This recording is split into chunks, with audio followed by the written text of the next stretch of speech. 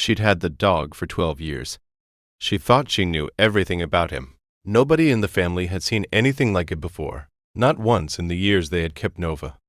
The border collie who had come into their home as a puppy and grown into something steady, watchful, and entirely their own. And yet, on an otherwise ordinary afternoon in their home living room, the animal began behaving in a way that Christopher, a firefighter with years of professional training, could not categorize. Nova wouldn't stop circling. It started small. A restlessness around the edges of the room, pacing near the doorway, returning to stand near Eli, the 2.5 years old, then pacing again. Christopher assumed it was heat, assumed it was boredom, assumed it was the sound of a garbage truck 3 streets over that she hadn't heard, but the animal had.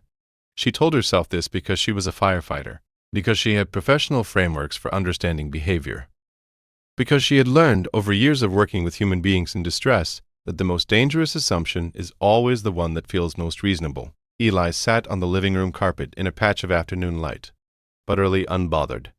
The border collie planted itself 6 inches from the toddler's side and exhaled through its nose. 3 long, deliberate breaths, each one directed at the child's face. "Stop that," Christopher said.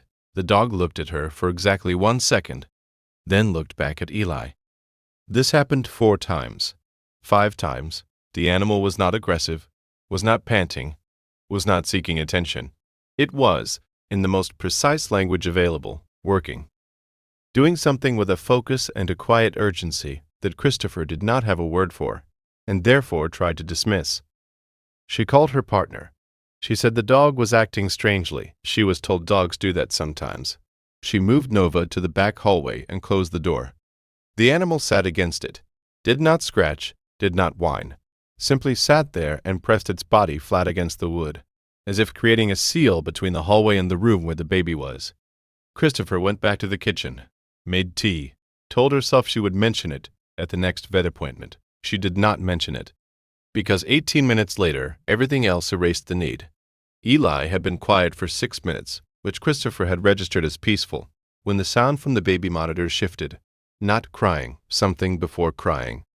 A sound she had never heard from her own child, soft and wrong in a way that moved her across the house before she had decided to move. She found Nova already there. The border collie had crossed the hallway from a closed door. Later, the family would not be able to explain how.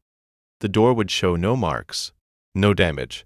The dog would simply have been where it needed to be, stationed 12 inches from Eli, watching the child's chest with the particular focused stillness of an animal that is counting breaths. What Christopher found was this. Christopher's epilepsy medication level had dipped, and Nova was detecting the pre-seizure biochemical scent signature. She called emergency services from a position on the floor she could not remember reaching. She gave the address, she gave the symptoms. The dispatcher asked her to stay on the line, and she did, while Nova sat beside Eli, without moving, without shifting, without once turning away from the child's face. The paramedics arrived in 11 minutes. The lead paramedic, 6 years working pediatric response, knelt beside the child and looked up at Christopher and said something she has not been able to repeat out loud without her voice breaking. That if she had found them 20 minutes later, they would be having a very different conversation right now. She asked about the dog. The paramedic looked at Nova, still stationed at the child's side in the corner of the room, and said that she had heard stories about animals like this, that the ability to detect biochemical changes the human sensory system cannot register was documented, studied, and real.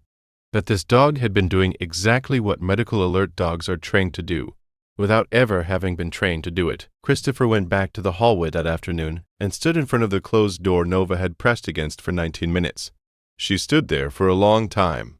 She thought about everything she had told the dog to stop doing. Every dismissal, every professional framework she had used to explain away what she was seeing.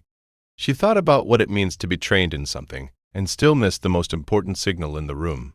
Nova found her there, pressed its forehead against her knee, and that was all. The family has not moved the dog's bed since. It sits at the foot of Eli's mattress now, in a room with a working monitor, a charged phone on the nightstand, and a border collie who no longer has to press against any closed door. Stories like this don't find everyone. Subscribe so they find you. Has an animal ever protected someone you love? Drop their name in the comments. They deserve it. She still keeps the paramedic's card on the refrigerator, not as a reminder of how close it was. as a reminder that the first warning came from four legs and a nose that knew exactly what it was doing, long before any human in the house was ready to listen. Some bonds take years to understand. Others reveal themselves in a single afternoon. Subscribe for both kinds. Some forms of intelligence don't ask to be understood. They simply show up. They pace. They press. They plant themselves between the danger and the child, and they wait for the world to catch up. What the veterinarian discovered 3 weeks later made this story even harder to believe. Coming soon.